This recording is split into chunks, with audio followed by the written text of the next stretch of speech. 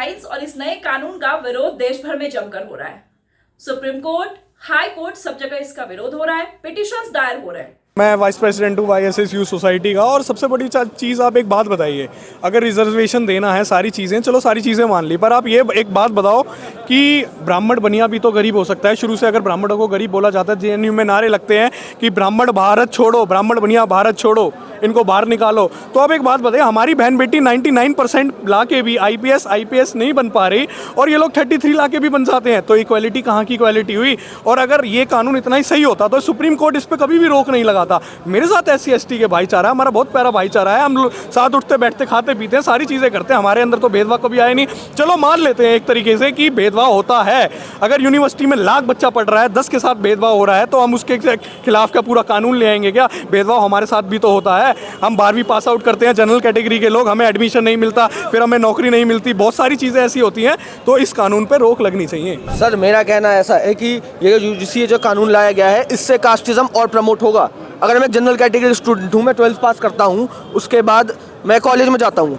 अब कॉलेज में जाने के लिए ही मेरे को रिजर्वेशन फेस करनी पड़ती है। जितने भी टॉप कॉलेजेस हैं दिल्ली में, हम दिल्ली में रहते हैं, यहाँ के टॉप कॉलेजेस की बात करें, DU के जितने भी नॉर्थ कैंपस के जितने भी टॉप कॉलेजेस हैं, सब में जाने के लिए मेरे को रिजर्वेशन फेस करनी पड़ती है। मेरे को कुछ नहीं पता, मैं भी 18 साल का हूँ, मैंने 12th पास करी, मैं कॉलेज गया, मेरे को रिजर्वेशन फेस करी। मेरे को पता चला कि स्कूल में सर सबकी सेम यूनिफॉर्म है, सब सेम बेंच पर बैठ के पढ़ाई कर रहे हैं, सब एक साथ हैं। तो स्कूल के बच्चे को सर नहीं पता होता। जब बच्चा एक रियल वर्ल्ड में आता है ना, 17-18 साल का होता है, कहता है मेरे दोस्त का इस टॉप यूनिवर्सिटी में हो गया, मेरा क्यों नहीं हुआ? क्योंकि मैं जनरल हूँ। उसके बाद बच्चा कॉलेज में एडमिशन लेता है, उसके बाद बच्चा सोचे कि चलो मैं किसी सिविल सर्विस की तैयारी करूं, कोई किसी को हो कि मेरे को अपने नेशन की सर्विस करनी है, कोई अच्छा काम करना है। फिर वो देखता है कि मेरे साथ वाला तैयारी कर रहा है, उसका एडमिशन 40% पे 50% पे हो रहा है, मेरा 95-96 ला के नहीं हो रहा। तो इससे कास्टिज्म प्रमोट होगा।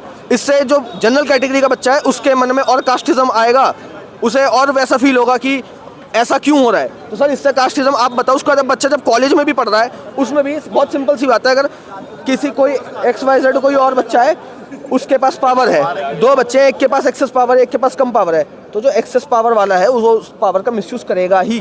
तो ये जो बिल है, ये और प्रमोट करेगा उसे कास्टिज्म को। तो मैम, आपको इस कानून जो लाया गया है, हालांकि अभी सुप्रीम कोर्ट ने इसे रोक दिया है, तो आप इसके बारे में क्या बोलना चाहेंगे? मैं इसके सख्त खिलाफ हूँ, इस UGC बिल के। और अभी हमने हाल फिलहाल में SRCC वाला केस भी देखा है कि एक लड़की पर झूठा इल्ज़ाम लगा दिया गया है। ऐसे तो और भी केसेस आएंगे। अभी तो फ़िलहाल एक ही केस या 2 केस आया है, अभी ऐसे और केस आएंगे, 100 आएंगे, 200 आएंगे।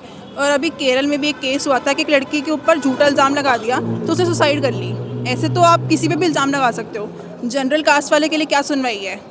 पैनलिस्ट में भी जो भी लोग होंगे वो सारे ST SC OBC कैटेगरी के बिलोंग करेंगे। जनरल कास्ट का क्या है? तो I think this bill should not be passed. तो सर मैम, आप आगे प्रोटेस्ट करने के लिए तैयार हैं इसके लिए? बिल्कुल बिल्कुल, अपने लिए कुछ भी, मतलब जनरल कास्ट के होने के नाते ये मेरा फ़र्ज़ बनता है कि मैं इसके लिए प्रोटेस्ट करूँ। और मैम, वुमेन्स का भी तो इसमें रिजर्वेशन है, तो उस तरह से तो आपको बेनिफिट मिलेगा इसमें। बट जनरल कास्ट के लिए क्या है? अगर हम ओवरऑल देखें तो जनरल कास्ट के लिए क्या है? आगे और भी हमें ऑफिसेस में काम करना है, टीचर्स हैं जो प्रोटेस्ट कर रहे हैं, उनके लिए क्या है आगे जाके?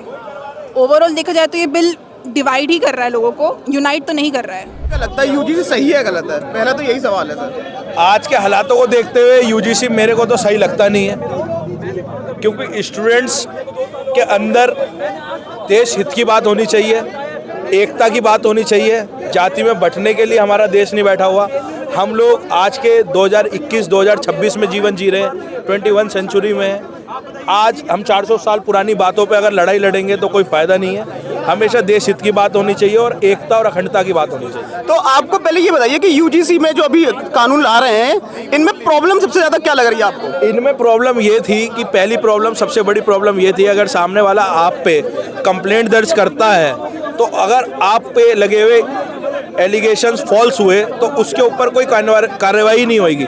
जो हमारे पे एलिगेशन लगा रहा है तो दोनों सामान्य, किसी का तो करियर खराब हो गया, उस पर एलिगेशन लग गया और लास्ट में केस लड़ते लड़ते पता लगा कि बंदा निर्दोष है, तो जिसने हम पे केस करा कम से कम उस पर तो कोई कार्रवाई हो।